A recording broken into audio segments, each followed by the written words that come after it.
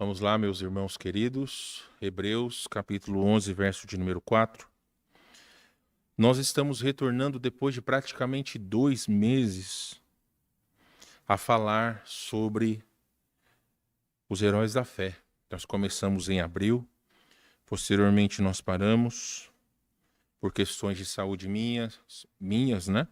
Posteriormente veio a minha licença.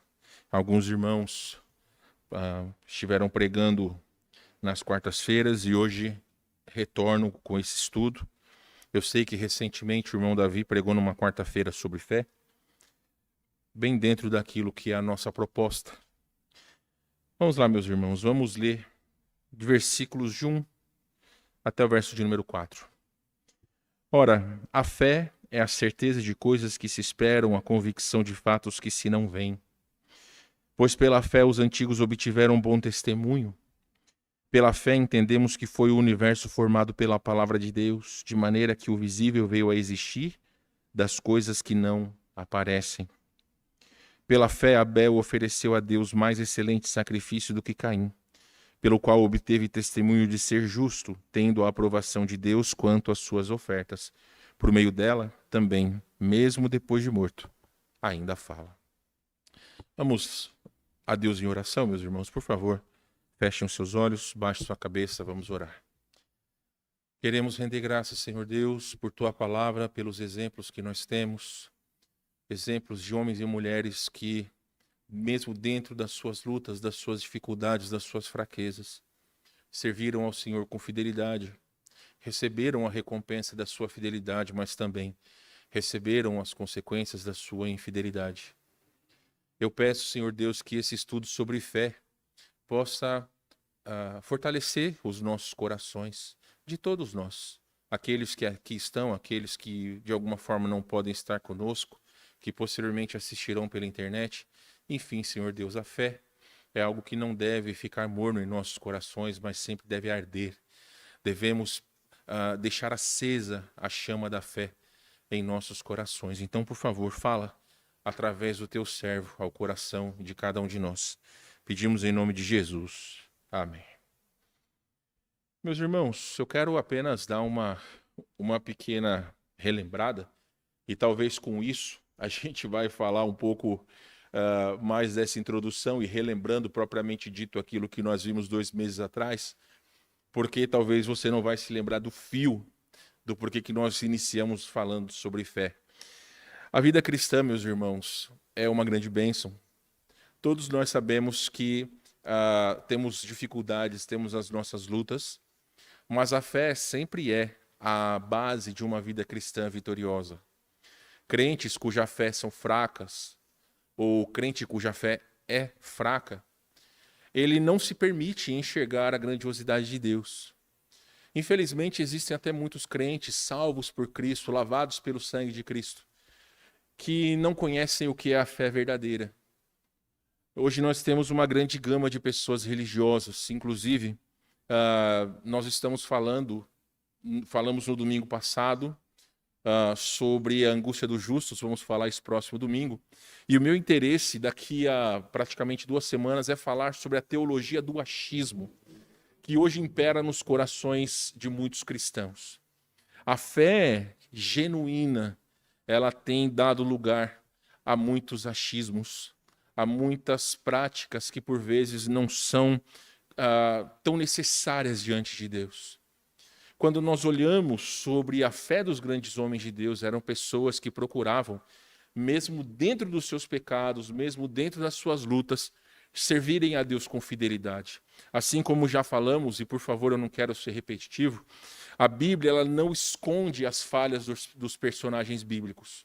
Nós vemos homens e mulheres sendo fiéis, mas tendo lutas severas para permanecerem fiéis. Um dos homens mais fiéis da Bíblia, Davi, teve muitas lutas, e os Salmos relatam sobre isso. Quando eu perguntei aos irmãos, e eu sei que nem todos vocês estavam aqui, qualquer um dos personagens bíblicos que não seja Jesus, sempre a Bíblia vai tratar, por maiores que sejam eles, sobre os seus erros e os seus acertos. Se nós pensarmos nos patriarcas, pensarmos em Abraão, Isaac e Jacó, pensarmos em Moisés, talvez um dos maiores expoentes dos judeus, Eram homens cuja Bíblia, ou foram homens cuja Bíblia demonstrou que foram grandes em sua fé, mas também foram grandes em suas lutas. Então nós também somos pessoas de lutas. Temos que permanecer firmes na nossa fé em Deus, para sermos grandes aos olhos do Senhor. E no mundo que nós vivemos, toda a modernidade que nós temos, nós vemos coisas bizarras que hoje procuram tomar o que é o expoente da fé cristã, que é a crença em Jesus. As igrejas, infelizmente, estão sendo usadas para vários fins. Muitas, não para o fim correto, que é o conhecimento de Deus. Quando nós nos propomos, então, a estudar sobre Hebreus, eu disse a vocês que o autor de Hebreus enfatiza que a vida cristã envolve lutas e sofrimentos, mas os crentes são encorajados a não abandonar a sua fé em Deus. Lembremos que esses hebreus, eles estavam passando por perseguições. Eles tinham as suas lutas muito maiores do que talvez hoje nós temos, porque dentre as mais diversas lutas que nós temos, eu imagino que perseguição não seja uma delas. Ou se formos perseguidos pela nossa fé, não é na mesma intensidade que as pessoas sofriam no passado. Também eu disse a vocês que o capítulo 11 de Hebreus destaca pessoas que triunfaram pela fé, formando uma nuvem de testemunhas para encorajar os hebreus a permanecerem firmes na verdade de Deus em Cristo. Se você está no capítulo 11, vire a página ou apenas vá com seus olhos para o capítulo de número 12, que vai dizer: portanto, também nós, visto que temos a rodear-nos tão grande nuvem de testemunhas, desembaraçando-nos de todo o peso e do pecado que tenazmente nos assedia, corramos com perseverança a carreira que nos está proposta, olhando firmemente para o autor e consumador da fé, Jesus, o qual, em troca da alegria que lhe estava proposta, suportou a cruz, não fazendo caso da ignomínia, e está sentado à destra do trono do Deus, do trono de Deus, perdão. Então imaginemos que nós somos os corredores. E essas pessoas listadas no capítulo 11, tantos outros homens e mulheres de Deus, são as testemunhas que estão nos olhando a perseguir a vida cristã. Não são as pessoas de hoje, por mais que estão olhando as nossas vidas, mas são as pessoas que foram expoentes de vida cristã. Nós podemos espelhar as nossas vidas na vida deles. Mesmo em tempos diferentes, as lutas por vezes são idênticas. Seja contra a imoralidade, seja contra o mundanismo, seja contra os pagãos, as lutas, elas são as mesmas, mas numa intensidade diferente. A vida cristã inclui tribulações, conforme ensinado por Paulo em Romanos 8,17, mas os crentes são chamados a perseverar na fé, confiando em Deus. Você não precisa abrir, mas Romanos 8,17 está dizendo: se somos filhos, somos também herdeiros, herdeiros de Deus e co-herdeiros com Cristo. Se com ele sofremos, também com ele seremos glorificados. Então existe esta promessa de Deus que este mundo, e quando nós falamos sobre o sofrimento, nesses estudos que já fizemos anteriormente, todos nós sabemos que o sofrimento é algo inerente a cada um de nós. Então, como crentes, de alguma maneira, nós vamos sofrer. Então, os heróis da fé mencionados em Hebreus 11 tinham fraquezas, mas mantiveram sua confiança inabalável nas promessas de Deus, demonstrando a verdadeira natureza da fé. Por que o estudo de Abel ele é tão importante para cada um de nós? Porque vai muito além do assassinato, ou do primeiro assassinato listado na Bíblia. Caim e Abel são as manifestações do que é e do que não é uma religião autêntica. A Bíblia diz, em Gênesis, e nós não vamos ler porque lemos em outra oportunidade, que Caim matou Abel motivado por inveja, motivado por ciúmes, porque a oferta de Abel foi aceita, mas a oferta de Caim não foi. Pense no que é a verdadeira religião. Meus irmãos, Tiago, e você, se está em Hebreus, vai um pouquinho para frente. Tiago, capítulo de número 1, verso de número 26. Preste atenção nessas palavras. Se alguém supõe ser religioso deixando de refrear a sua língua antes, enganando o próprio corpo, a sua religião é vã. Aqui a gente só não está falando de gente fofoqueira, não. Mas note o verso 27. A religião pura e sem mácula para com o nosso Deus é esta: visitar os órfãos e as viúvas nas suas tribulações e a si mesmo guardar-se incontaminado do mundo. Então, o que é o cerne da verdadeira religião? Será que somente essas coisas aqui são parte da verdadeira religião? Não. Tiago está dizendo que a prática da verdadeira fé, ela se mostra eficiente naquilo que nós fazemos, nas atitudes que nós tomamos, naquilo que nós, como cristãos, devemos fazer. Em outra parte, a palavra de Deus ela fala muito sobre a prática de comunhão que nós devemos ter uns com os outros. João vai dizer como é que você pode ver um irmão passando necessidade e você não auxiliá-lo. Lembre-se que dentro das situações do momento que nós estamos passando, o verso que temos lido aos domingos, ele é uma prática, ou deve ser uma prática constante. Nisto conhecerão todos que sois meus discípulos, se tiverdes amor uns pelos outros. Recentemente, um rapaz veio entregar comida aqui para nós, e ele falando comigo, que tem um jet ski, e que por 2 semanas, das 6 às 7, 8 horas da noite, ele ajudou resgatando pessoas nas cidades aqui ao redor. Era uma pessoa que não conhecia Jesus. Então, se aqueles que não conhecem Jesus como seu Salvador, se eles se esforçam à exaustão para auxiliarem os outros, por que nós devemos ficar confortáveis em nossas casas, dando de ombros para as necessidades que as outras pessoas têm? O irmão Salomão, no domingo, quando estava regendo, falou sobre a necessidade que lá no seminário tem para auxiliar na separação das roupas. Existe muito trabalho a ser feito, mas precisam de mãos desejosas de poderem trabalhar. Então a obra, ela não para. Então notem como a verdadeira fé, ela está além do que vir à igreja, sentar-se nesses bancos e prestar um culto a Deus. Eu não digo assistir um culto, eu digo prestar um culto a Deus. E se nós partíssemos dessa premissa, nem todos estariam servindo verdadeiramente a Deus, porque nem todas as pessoas, salvos em Jesus Cristo, se esforçam para sentar nos bancos e prestarem o culto a Deus. Então notem, a verdadeira fé, segundo Tiago, segundo o autor de Hebreus, ela é algo que provoca em você uma mudança. Então, falando sobre a fé de Abel, meus irmãos, não vamos ler, repito, mas Gênesis capítulo 4, versos de 1 a 10, nos revela Abel como um homem justo pela sua fé. O filho de Adão, Abel, ocupa um lugar especial na história sagrada, pois até mesmo Jesus o chama de justo. Nós lemos esse versículo que está em Mateus 23, 35.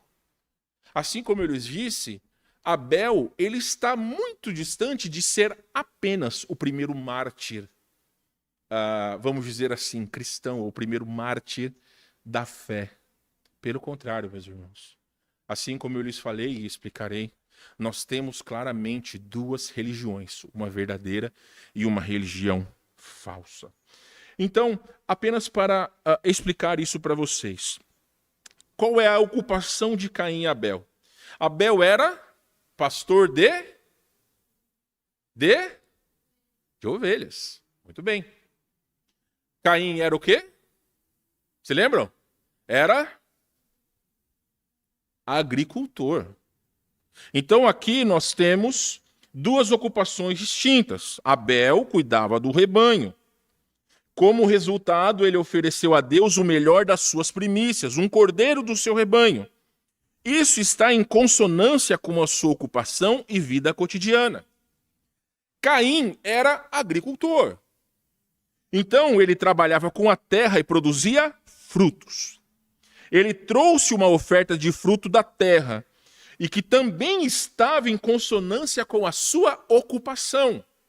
Então, apenas revisando, um criador de ovelhas entregou aquilo que era a sua ocupação.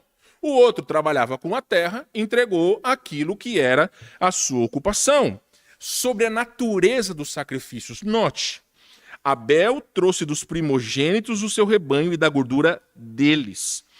Esta oferta é descrita em termos que indicam uma escolha cuidadosa e uma entrega generosa, com Abel oferecendo o melhor que tinha.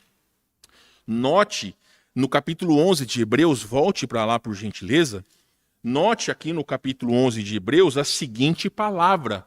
O verso 4 começa com as duas palavras pela fé. E isso faz toda a diferença. Vemos que Abel ofereceu o seu sacrifício pela fé. O que significa que ele tinha um coração devoto e uma verdadeira intenção de honrar a Deus. Entenderam, meus irmãos?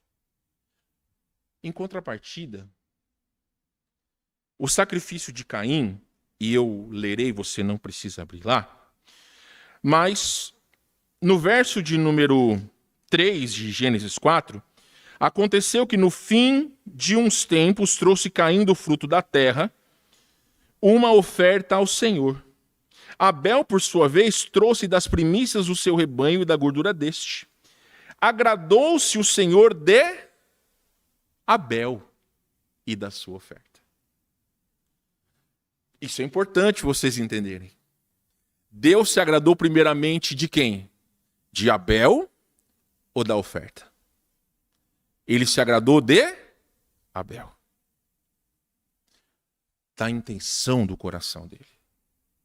Quando a Bíblia fala, no verso de número 5, ao passo que de Caim a sua oferta não se agradou, irou-se, pois, sobremaneira Caim e descaiu-lhe o semblante. É só perguntar para qualquer pai. Qualquer um de nós consegue ver nos nossos filhos se eles estão felizes ou não, com uma ordem dada ou com uma notícia relatada. Você consegue enxergar nas feições. Então, uma criança ou um jovem cujo, vamos dizer assim, ó, como algumas vezes eu brincava com as minhas filhas e ainda brinco, né? Hoje nós vamos comer uma coisa especial. Aí você fala assim, uma coisa especial. Coisa especial, geralmente, sei lá, é pizza, é lanche, alguma coisa, só que eu falo sopa. Aí a pessoa já murcha dentro de si. A gente gosta de fazer essas bobeiras com as meninas apenas como uma forma de brincadeiras em família. Mas sabe, meus irmãos, aqui nós temos o que diferencia tudo. Não é que Deus, ele não é vegano. Não é que Deus é carnívoro e gosta de churrasco. Porque se fosse assim, meus irmãos, aquilo que Jesus disse daquela viúva quando ela entregou aquelas 2 moedas, não é que ela entregou tudo que Jesus estava declarando que era o importante, mas a atitude do coração dela. A diferença entre um cristão que pratica a verdadeira e a falsa religião é a atitude do seu coração. Nós, que somos mais antigos na igreja, nós conhecemos aquelas pessoas que quando apontam lá no portão você pensa, veio para o culto porque alguma coisa está errada. E aí por um tempo começa a frequentar a igreja, você nem se anima muito porque você sabe que quando a coisa começa a melhorar, ó, pica a mula e só volta quando a coisa começa a apertar de novo. Essa é uma religião falsa. Porque ela é motivada apenas por aquilo que ela pode receber em troca da sua adoração. E note que eu estou colocando entre aspas a palavra adoração. Nós temos aqui, então, o fato de 2 homens, cujo um entregou o seu sacrifício pela fé. O outro poderia ter sido aceito por Deus. Sim, poderia, mesmo sendo do fruto da terra. Por quê? Porque o que importava para Deus era um coração devoto, um coração penitente. É isso que nos diferencia hoje em dia, meus irmãos. Não é o tanto que nós colocamos nesses pratos quando o irmão Eduardo ou qualquer outro irmão passa nos cultos para que as pessoas ofertem. Não são os valores que entram no caixa da igreja como dízimo ou promessa de fé. Não é isso que nos faz maiores ou piores diante de Deus. O que nos faz melhores diante de Deus é quando a nossa atitude, seja para doar 1 centavo ou 1 milhão de reais, ela é motivada por um coração adorador, por uma fé que demonstra que nós estamos fazendo pela glória de Deus. Então, ao sair da nossa casa, ao vir até a igreja, ao nos esforçar em andar nesse trânsito ou a deixar certas coisas para servir ao Senhor, é isso que diante de Deus mostra que nós somos, ou não, pessoas com uma fé verdadeira. Aqueles cujas desculpas podem colar para os outros, mas Deus conhece o quanto nós nos motivamos para certas coisas e quanto nós não nos motivamos para as coisas de Deus. Mas eu quero deixar claro para vocês que Deus não nos colocou como juízes. O que nós devemos fazer é orar, é colocar diante de Deus cada um de nós. Não é porque nós estamos diante de Deus nos esforçando que nós devemos nos achar melhores. Pelo contrário, todas as coisas que fazemos, como disse Paulo, quer comais, quer bebais ou façais outra coisa qualquer, fazei tudo para a glória de Deus. Então é isso que nos diferencia. A verdadeira religião da falsa religião é a fé que está por trás das nossas atitudes. Então, a aceitação de Deus. Deus aceitou o sacrifício de Abel, indicando que ele se agradou tanto da oferta quanto do ofertante. Eu não sei, irmãos, se Abel fez um churrasco só de picanha. Eu não sei se tinha costela, se tinha filé mignon. Eu não sei. Talvez ele pegou lá só um pedacinho de carne e ofertou, um pedacinho de gordura. A gente não sabe.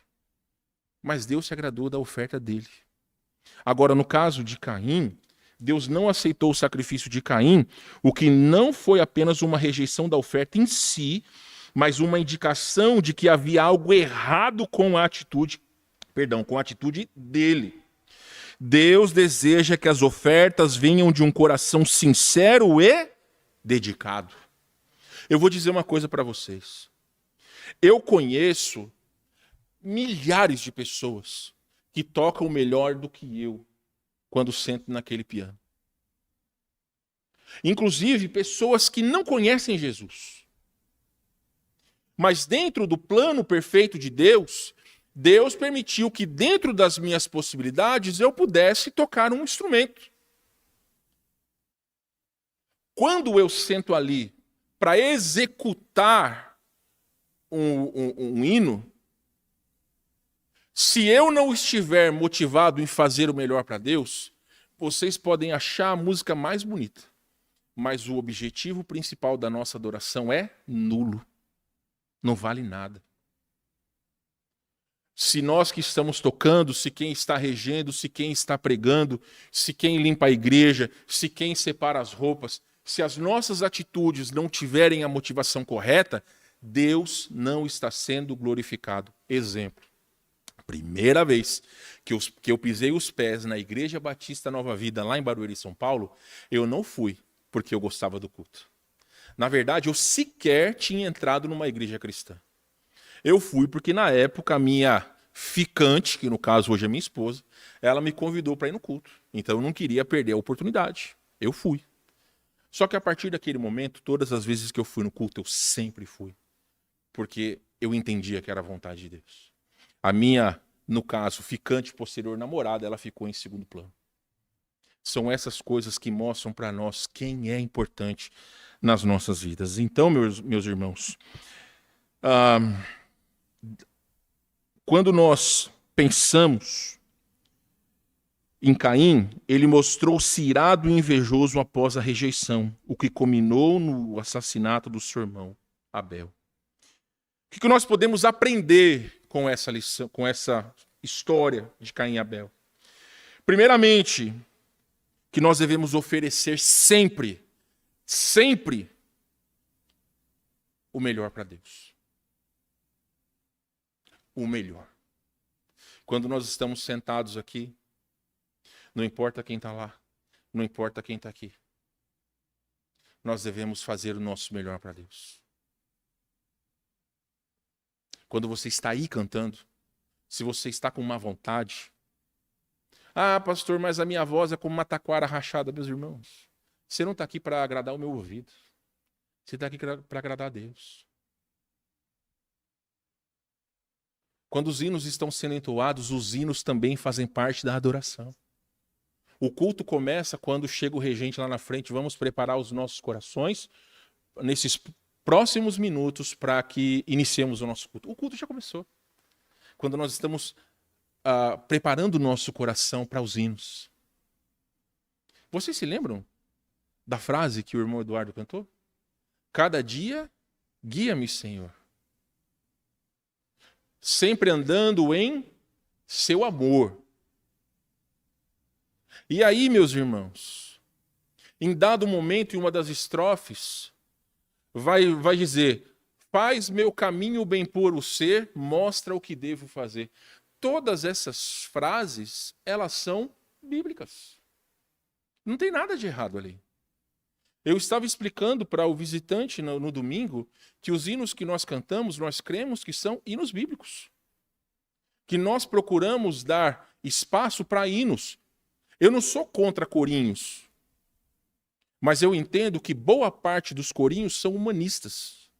E os hinos mais antigos, eles são mais carregados de doutrinas. Mas ainda assim, nos hinários que nós temos, tem hinos que são humanistas. Eu quero destacar para todos vocês, a partir do momento que você senta nesse banco, que os hinos estão ali, se nós estamos cantando de maneira relaxada, nós não estamos fazendo o nosso melhor para Deus.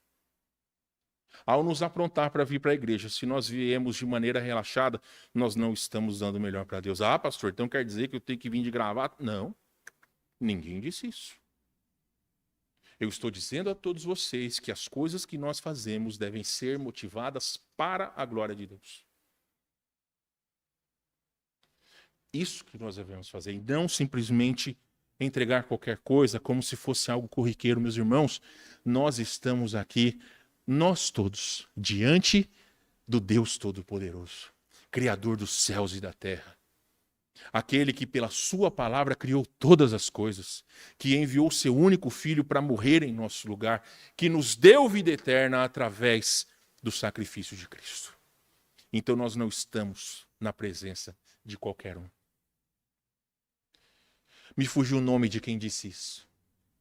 Se eu não estou enganado, foi Charles Spurgeon que disse que o pastor, ou o homem que foi chamado para o ministério, ele não deve se rebaixar nem ao menos para ser um rei. Entenderam? Talvez, aos olhos do mundo, ser rei, o reinado, é o ápice de todas as coisas. Mas diante de Deus, não. Não é. Qualquer coração que estiver disposto a servir a Deus é alguém cujas atitudes, as suas motivações, elas são aceitáveis diante do Senhor. Então a história nos ensina que devemos oferecer a Deus o melhor de nossos recursos, seja qual for a nossa ocupação. Usando o irmão Eduardo, é o zelador da igreja. Será que por eu ser pastor, vamos supor que eu pego R$10 e o Eduardo dá lá R$10.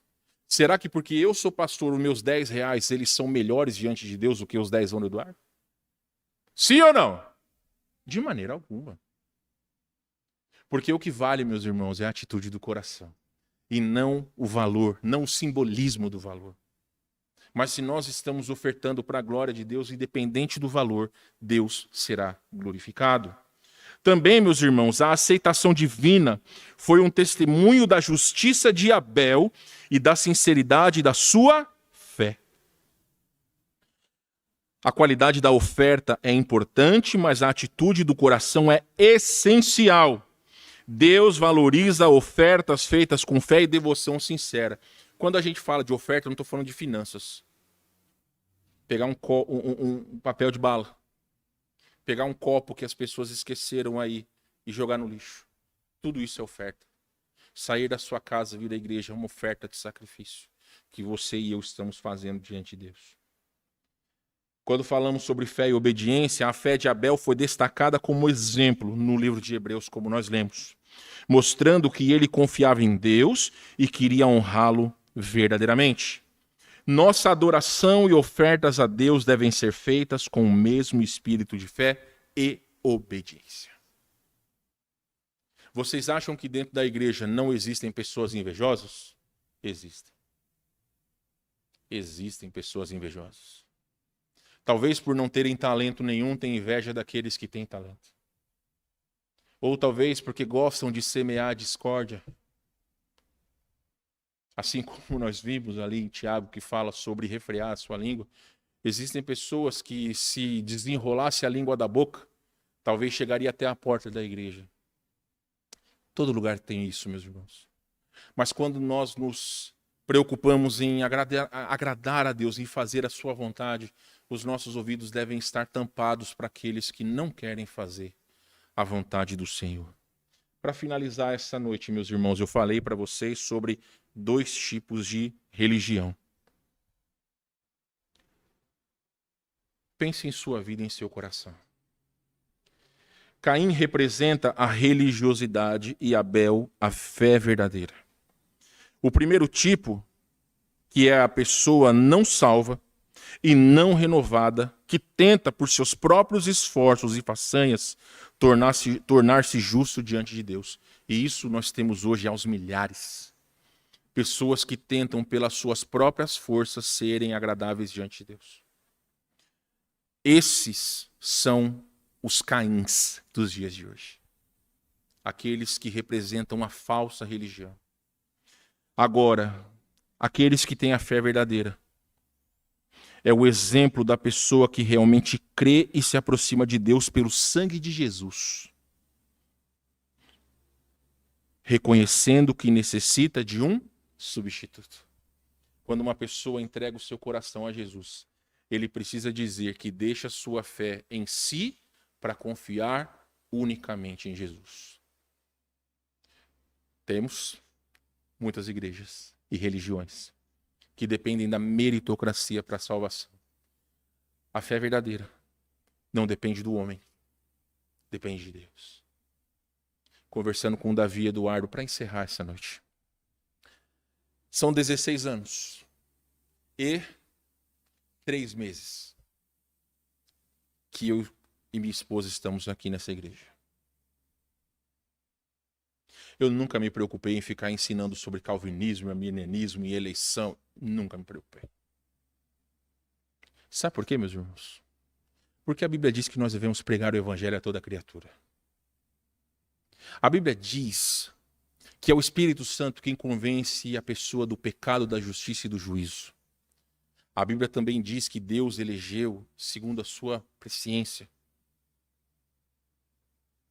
Então a Bíblia é clara em dizer que Deus elegeu, mas também a Bíblia é clara em dizer que o homem tem responsabilidade. Em vez de nós ficarmos perdendo tempo com isso, a nossa responsabilidade é pregar o evangelho. Por que eu digo isso para vocês? Porque hoje milhares de crentes se separam por causa de visões teológicas. Enquanto Deus me der vida e permitir que eu seja o pastor dessa igreja, a gente não vai ficar perdendo tempo com essas discussões. Nesta igreja, o que é importante para nós é crescermos em Cristo, é aplicarmos a fé verdadeira, a verdadeira religião, para que nós sejamos